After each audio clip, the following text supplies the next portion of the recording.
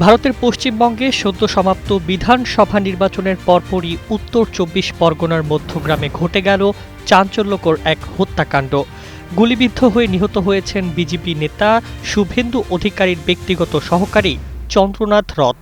ঘটনাটি ঘিরে রাজ্য জুড়ে শুরু হয়েছে তীব্র রাজনৈতিক উত্তেজনা ও নিরাপত্তা প্রশ্ন।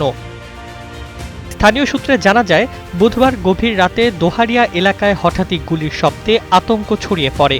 প্রত্যক্ষদর্শীদের দাবি, একটি মোটরসাইকেলে আসা একদল দুষ্কৃতকারী চন্দ্রনাথ রথের গাড়ি লক্ষ্য করে খুব কাছ থেকে গুলি চালায়। গুরুতর আহত অবস্থায় তাকে দ্রুত হাসপাতালে নেওয়া হলেও চিকিৎসকরা তাকে মৃত ঘোষণা করেন।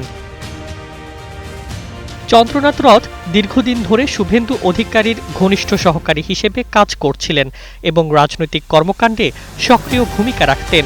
তার হত্যার খবর ছড়িয়ে পড়তেই বিজেপি শিবিরে শোকের ছায়া নেমে আসে। ঘটনাস্থলে ছুটে যান শুভেন্দু অধিকারী সহ দলের নেতারা।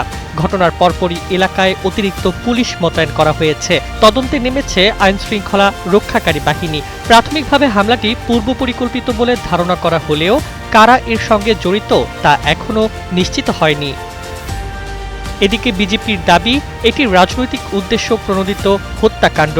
অন্যদিকে শাসক দল তৃণমূল কংগ্রেস ঘটনার নিন্দা জানিয়ে নিরপেক্ষ তদন্তের দাবি জানিয়েছে। হত্যাকাণ্ডের পর মধ্যগ্রাম ও আশপাশের এলাকায় উত্তেজনা বিরাজ করছে।